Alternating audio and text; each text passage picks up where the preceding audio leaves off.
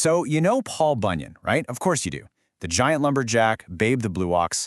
He's this huge figure in American folklore, a classic character from campfire stories. But what if there's way more to this story than we think? What if this character we all know and love actually represents something, well, something much darker about the American story?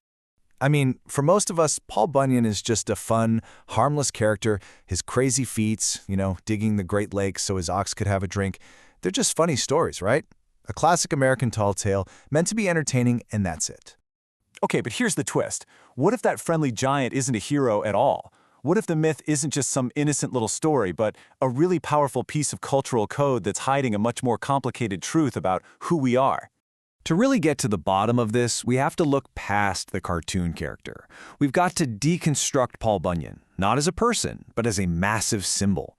We need to unpack the incredible ideological weight this titan is carrying.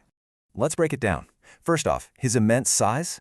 That isn't just for kicks, it's a perfect metaphor for a young nation's gigantic ambition. Then there's his impossible strength. That's the raw, explosive power of a new industrial age.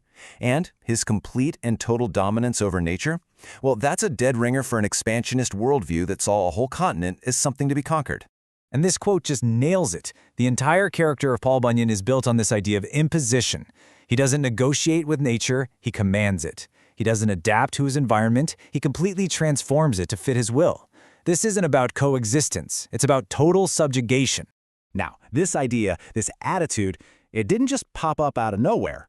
The Paul Bunyan myth really took off at the exact same time a very powerful idea was sweeping across the country, an ideology that he happens to represent perfectly.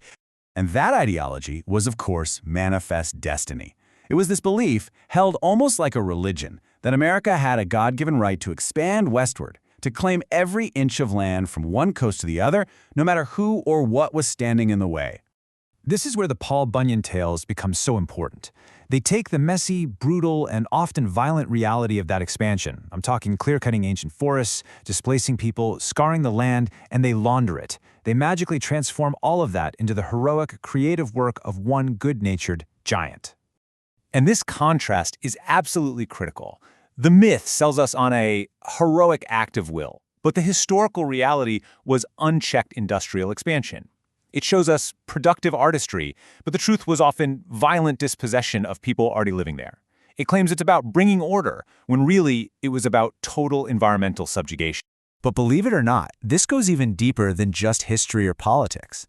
To really understand this myth, we've got to look at the psychological engine that's driving the whole thing. This raw, unapologetic desire for domination. This is what some philosophers call the will to power.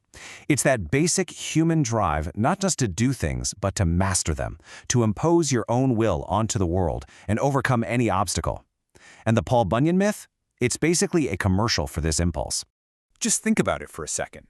The excitement in these stories doesn't really come from the end result, like, oh cool, a forest is cleared. No, the thrill is in the how. It's the spectacle of absolute, overwhelming force being used without any hesitation at all. It's the pure rush you get from watching irresistible power. And this line just says it perfectly. The story of Paul Bunyan at its core isn't really about building a country. It's about glorifying the feeling of power itself. The sheer ecstasy of total domination over everything in your path. So when we start to put all these pieces together, the symbolism, the history, the psychology, that friendly, folksy mask starts to slip, and we see the character for what he really stands for. He becomes the perfect allegory for manifest destiny. He's the personification of a national will to power. He's a heroic story that gives cover to historical violence. And maybe most importantly, he becomes the archetype of what the source material calls brutal creation, this idea that to build something new, you first need an unstoppable destructive force. Brutal creation. That's a really powerful concept. And to really let it sink in, we need one last metaphor.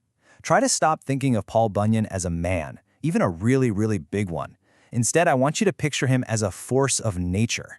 Think of it like this. A massive tidal wave is, in a way, a creative force. It literally creates a brand new shoreline. But it can only do that through an act of complete and utter destruction, by washing away everything that was there before it. That is Paul Bunyan. Creation that you simply cannot separate from total annihilation. Which, leaves us with a pretty heavy question. If one of our most innocent-seeming folk heroes can be unmasked as an avatar for conquest, what other harmless stories might be shaping us? What other myths are we telling ourselves about who we are, and what kind of realities might they be hiding?